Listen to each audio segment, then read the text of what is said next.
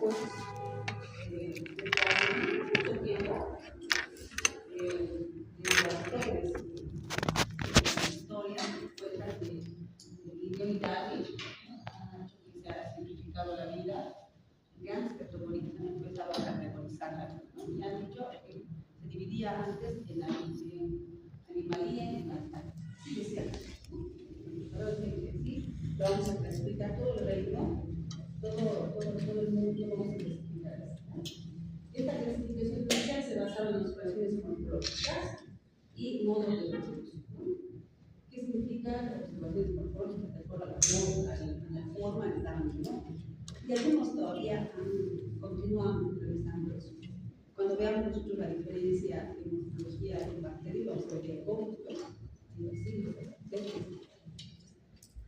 de acuerdo a la forma también se da un nombre.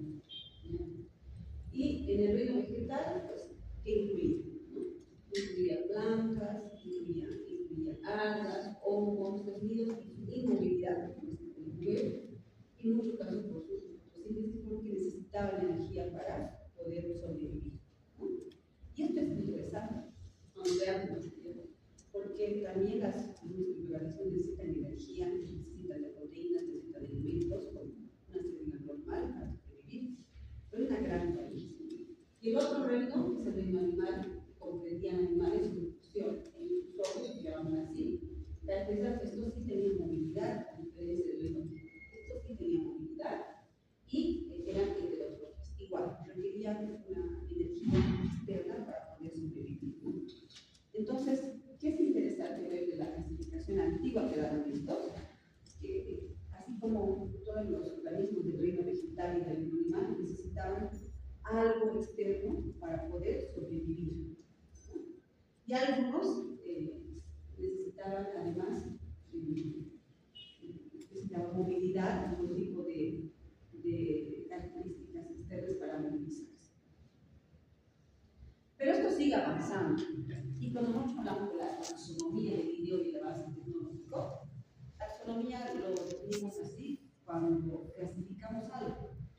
En la enfermería tal vez un poquito han avanzado esos fundamentos o en la enfermería básica, que la enfermería clasifica diagnósticos de enfermería, tiene una taxonomía de enfermería.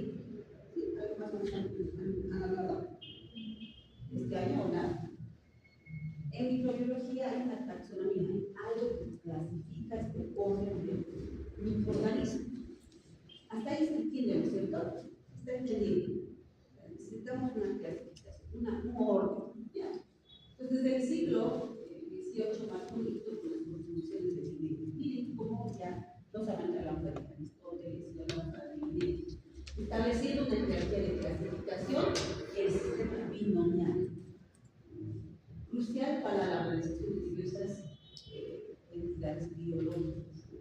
La palabra taxonomía fue acuñada por Agustín, digamos, es importante saber quién diseñó ya incorporado este nuevo léxico en medicina, ¿no?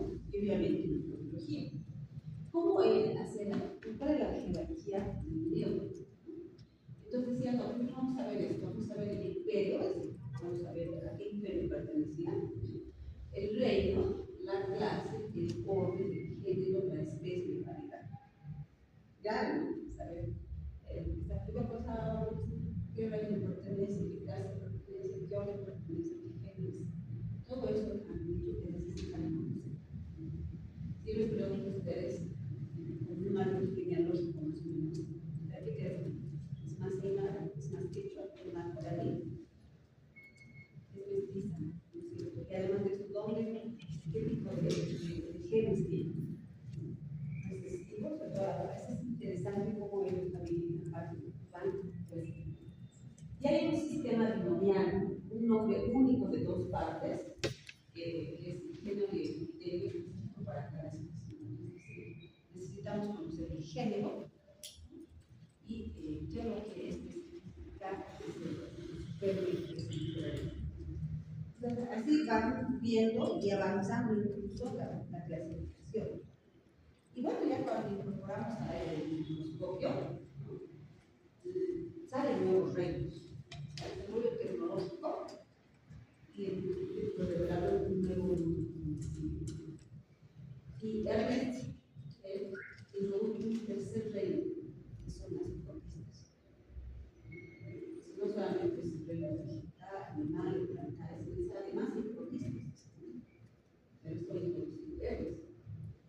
organismos celulares en una sola célula, que son genéticas celulares. Y más tarde, Edward Bowler añadió un reino moneda para la.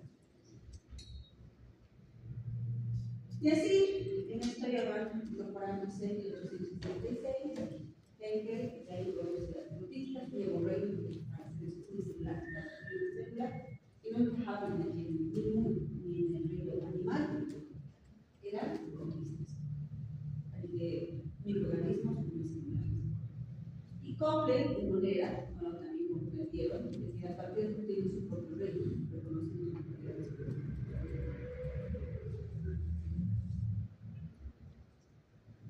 Y ahí nace también otra clasificación de esta muy conocida, antigua, de ya una dicotomía diferente.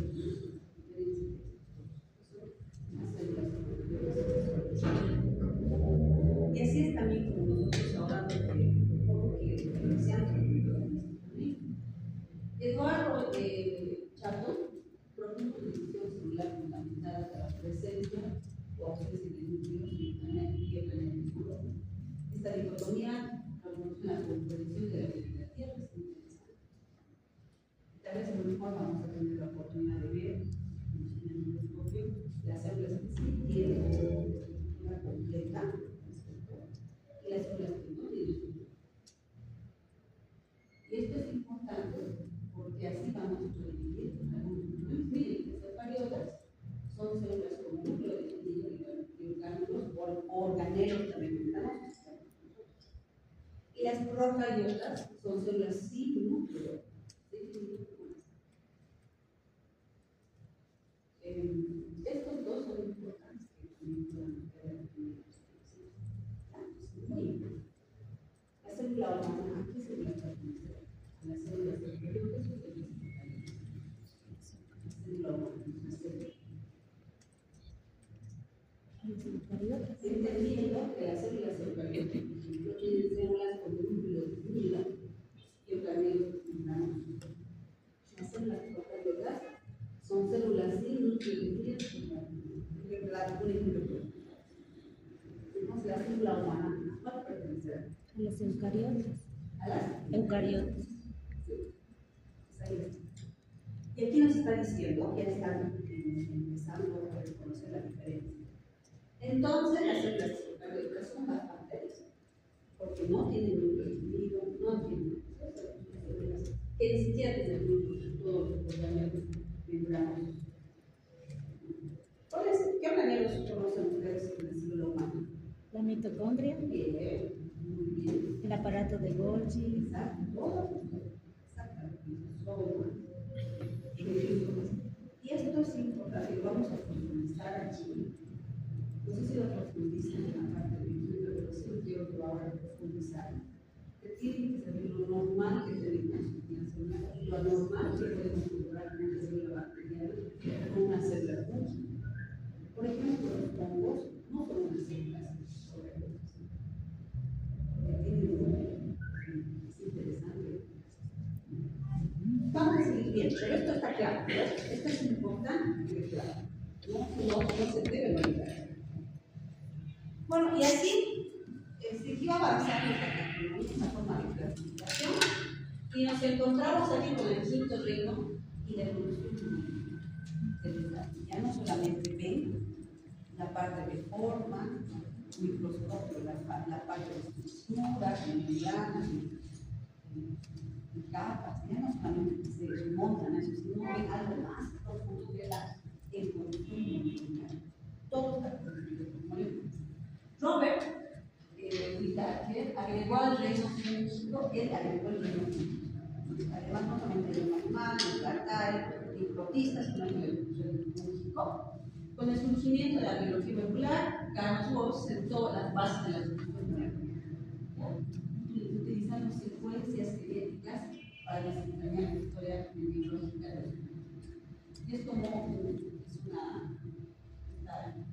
prueba tecnológica, es interesante, porque pensábamos que nosotros nomás hacemos una las formas genéticas, igual que no es así. También hay códigos genéticos en eso se queda, por eso establece cada piso determinado el organismo en sus muchachos, ese esquema. Los 5 redes ya no son solamente nuestros animales plantados, ¿sí? Incorporamos las botistas, incorporamos las monedas, los fungi, y este modelo consiste por la dicotomía procariota y eucariota. Además, tenemos células eucariotas, tenemos células procariotas, a menudo en cierto grado de incompatibilidad. La evolución molecular, la secuencia de genes como libro de la historia evolutiva del organismo, que hace que sea la diferencia de un organismo a otro. Pero no seguimos complicados con la historia.